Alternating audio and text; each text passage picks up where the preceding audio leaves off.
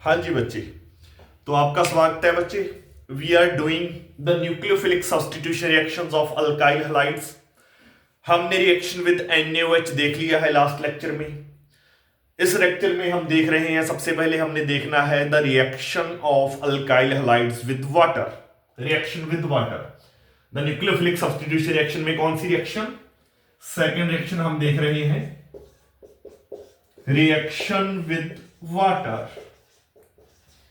याद रखना बच्चे, अल्काइल हलाइड्स वाटर के साथ रिएक्शन करके अल्कोहल्स की फॉर्मेशन करते हैं और ये एक न्यूक्लियोफिलिक सब्स्टिट्यूशन रिएक्शन है जो ऑलवेज SN1 मैकेनिज्म के थ्रू होगी। ये बात भी आपने याद रखनी है।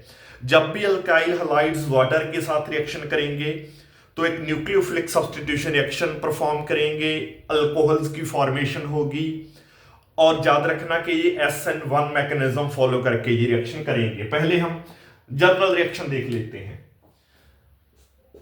Alkyl halide reaction with water, तो जैसे ही वाटर के साथ रिएक्शन करते हैं, जो वाटर से OH ग्रुप है, हाइड्रोक्सल ग्रुप है, वो वाटर से हाइड्रोक्सल ग्रुप क्या करता है, इस हैलाइड या इस हैलोजन को करता है रिप्लेस। तो फॉर्मेशन ऑफ अल्कोहल हो जाती है, प्लस साथ में जो एक H पॉजिटिव यहां वाटर के पास बचा था वो हैलाइड आयन के साथ रिएक्ट करके हैलोजन एसिड बना लेता है या HX की फॉर्मेशन कर लेता है। जैसे कि अगर हम एक स्पेसिफिक रिएक्शन पर आए, जैसे मेरे पास था मिथाइल क्लोराइड, जैसे ही रिएक्शन करवाई मैंने वाटर के साथ, तो वाटर में से जो OH नेगेटिव आयन है वो न्यूक्लियोफाइल बनकर आएगा और इसको करेगा रिप्लेस। तो ये बन जाएगा मिथाइल अल्कोहल और methanol, plus there will be the formation of HCl और साथ में HCl की फॉर्मेशन हो जाएगी।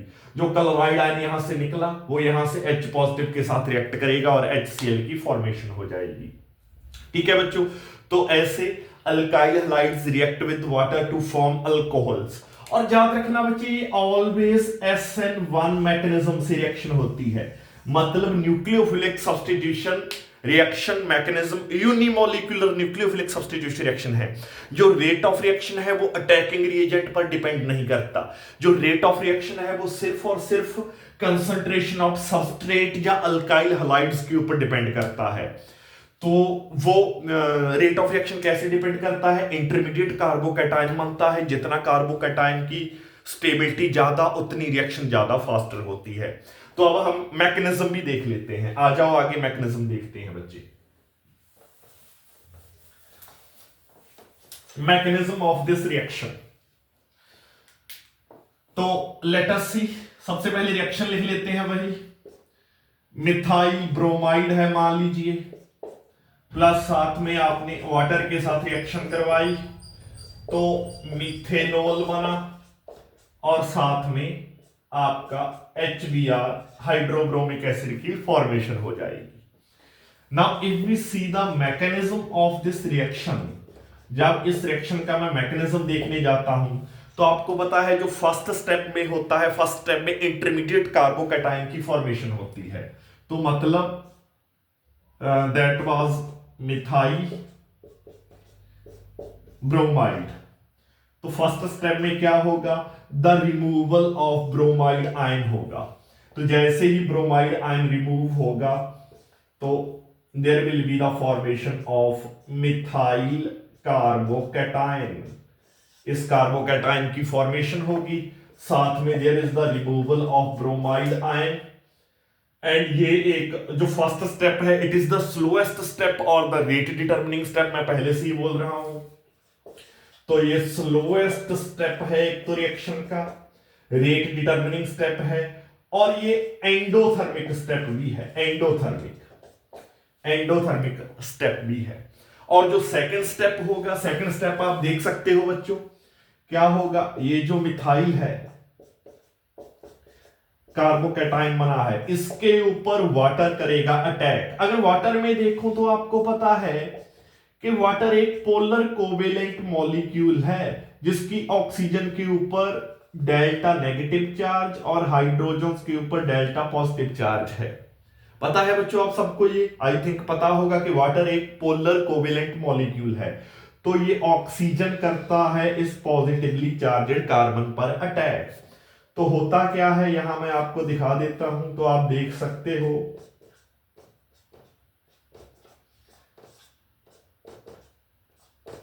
इस ऑक्सीजन पर एक टाइम आ जाता है पॉजिटिव चार्ज, और ये जल्दी से ऑक्सीजन अपना H पॉजिटिव प्रोटॉन कर देती है रिमूव यहां से। तो जैसे ही H पॉजिटिव रिमूव किया तो ये बन जाता है CH3OH प्लस H पॉजिटिव का रिमूवल हो गया बच्चों, प्लस H पॉजिटिव का रिमूवल हो गया, आप देख सकते हो। तो ये H पॉजिटिव यहां ब्रोमाइड आयन के साथ रिएक्ट करेगा और HBr बना लेगा। तो ऐसे this is the SN1 mechanism, nucleophilic substitution reaction होती है। तो जब भी अल्काइल हैलाइड्स वाटर के साथ रिएक्शन करते हैं अल्कोहल्स की फॉर्मेशन होती है और साथ में हैलोजन एसिड्स बन जाते हैं, और ये SN1 मैकेनिज्म के थ्रू रिएक्शन होती है। इंटरमीडिएट कार्बोकैटायन की फर्स्ट स्टेप में formation, second step is the fastest step of the reaction, और सेकंड स्टेप एक्सोथर्मिक होता है। Second step is exothermic and the first step is endothermic. और first step rate determining step है। More alkylated carbocation होगा, more will be the more fast will be the reaction, उतनी ज्यादा reaction fast होगी। For example अगर यहां पर मैंने सेकेंडरी अल्काइल हैलाइड लिया होता या टर्शियरी अल्काइल हैलाइड लिया होता तो रिएक्शन फास्ट होती। यहां पर मेरे पास प्राइमरी अल्काइल हैलाइड था तो ये रिएक्शन स्लो ही होगी ऑब्वियसली, बिकॉज इंटरमीडिएट कार्बोकैटायन इतना ज्यादा स्टेबल नहीं हुआ होगा।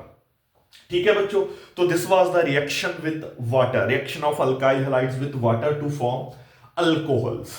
आगे हमने इस लेक्चर में एक रिएक्शन और कवर करनी है और न्यूक्लियोफिलिक सब्स्टिट्यूशन रिएक्शन कवर करनी है, the reaction of alkyl halide with sodium iodide. Let us see reaction of alkyl halides with sodium iodide. ये भी अल्काइल हैलाइड्स की एक न्यूक्लियोफिलिक सब्स्टिट्यूशन रिएक्शन है। ये रिएक्शन बच्चे मैं आपको याद करवा दूं, ये हमने प्रेपरेशन में भी की हुई है, बिकॉज इस रिएक्शन में हमारे पास अल्काइल ब्रोमाइड या अल्काइल क्लोराइड होता है, उसको हम सोडियम आयोडाइड के साथ रिएक्ट करते हैं in the medium acetone. Acetone solvent होता है। एसीटोन की प्रेजेंस में जब रिएक्ट करते हैं तो ब्रोमाइड आयन या क्लोराइड आयन सब्स्टिट्यूट कर दिया जाता है बाय आयोडाइड आयन। तो अल्काइल आयोडाइड्स की फॉर्मेशन के लिए ये रिएक्शन बहुत अच्छी मानी जाती है, बहुत बेस्ट रिएक्शन है, और ये एक नेम्ड रिएक्शन है। इस रिएक्शन को फिंकलस्टीन रिएक्शन बोलते हैं। मैं दोबारा इसका नेम लिख देता हूं, the reaction is known as Finkelstein reaction. Named reaction है बच्चों, तो आपने याद रखनी है। इस रिएक्शन में क्या होगा, इस रिएक्शन में मुझे अल्काइल ब्रोमाइड गिवन होगा या अल्काइल क्लोराइड गिवन होगा। तो अल्काइल ब्रोमाइड से या अल्काइल क्लोराइड से हम अल्काइल आयोडाइड की फॉर्मेशन करते हैं। फॉर एग्जांपल आ जाओ तो रिएक्शन देखते हैं। For example there was ethyl bromide, there was ethyl bromide. तो अगर मैं इसकी रिएक्शन सोडियम आयोडाइड के साथ करवा देता हूं in medium acetone, acetone medium है, तो होगा क्या, यहां से आयोडाइड आयन आएगा और ये इस ब्रोमाइड आयन को करेगा बच्चों रिप्लेस। तो फॉर्मेशन हो जाएगी इथाइल आयोडाइड की CH3CH2I plus NaBr, sodium bromide बन जाएगा। ठीक है जी। तो ऐसे रिएक्शन बच्चे, ऐसे ही हमारे पास क्लोराइड भी हो सकता है। मान लीजिए 1 क्लोरोप्रोपेन है हमारे पास, CH3CH2CH2Cl, that is propyl chloride बोल दो या 1 क्लोरोप्रोपेन बोल दो।